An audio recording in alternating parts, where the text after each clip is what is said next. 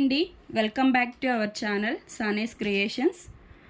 చిన్నపిల్లలకి కాఫ్ ఎక్కువగా ఉన్నప్పుడు ఈ రెమెడీని ఒకసారి ఇంట్లో ట్రై చేయండి.